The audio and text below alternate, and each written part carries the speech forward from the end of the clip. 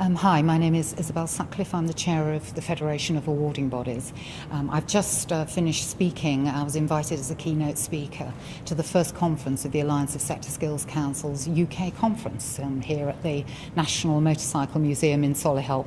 And whilst I didn't hear the first speaker, who was Paul Cohen from the Department of Business and Innovation and Skills, I know full well that he was obviously setting a very powerful policy context in which, the qualification credit framework, which is the part of the vocational qualification reform programme that actually pulls SSCs and awarding bodies firmly together.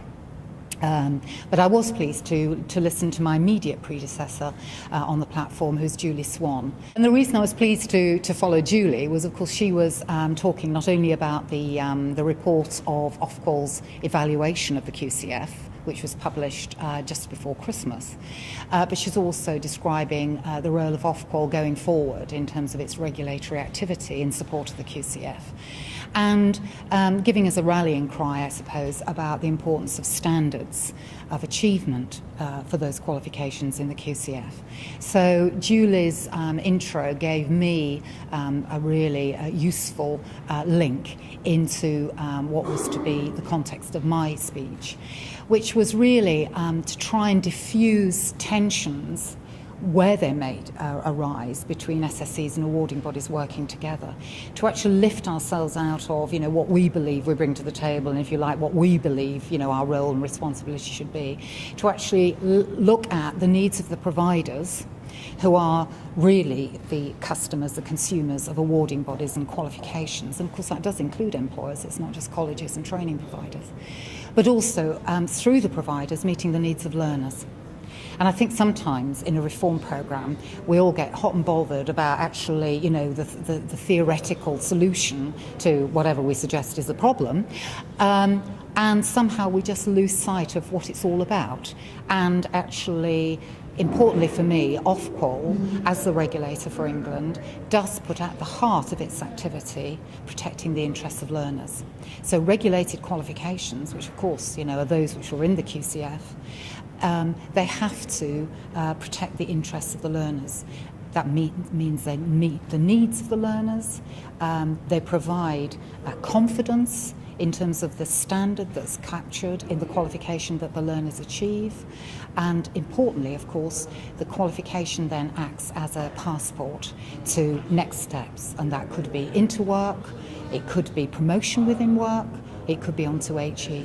And I'm sure there are other, there's a myriad of uses to which qualifications are put by individual learners when you actually ask, the question about, why. But I think another thing that I was wanting to try and get across today was, with SSCs, of course, their primary focus is actually with their employers in their footprint to articulate what the demands of the sector is going forward, and ensuring that we've got qualifications which are fit for purpose. But the focus of an employer, of course, is I want, an oven-ready person who I can employ to do X.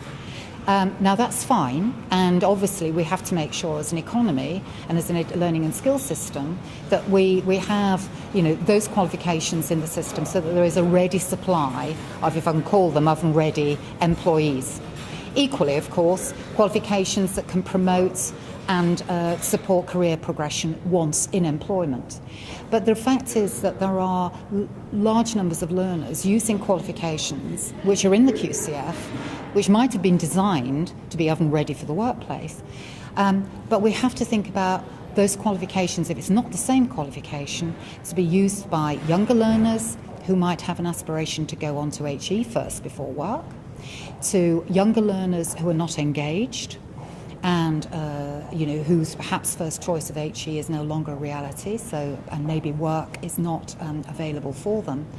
And critically, of course, adult learners who are not in the workplace, perhaps disengaged from learning, perhaps have been in the workplace, but the work doors are closed on them. So how do we meet those needs too? And so trying to sort of balance all of those, and what I was trying to actually suggest to the audience today was, this is bread and butter stuff to awarding bodies. Our qualifications have always been designed with the idea that, you know, they serve a multitude of needs. And through that, the providers then have an opportunity of marketing those qualifications to the broadest possible range of learners in their locality.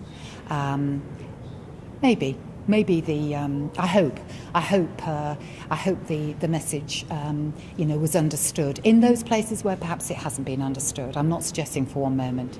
One thing I know for sure, just as with awarding bodies, you cannot take an awarding and describe an awarding body as being typical of all the others. We're all unique, and it's the same with SSCs.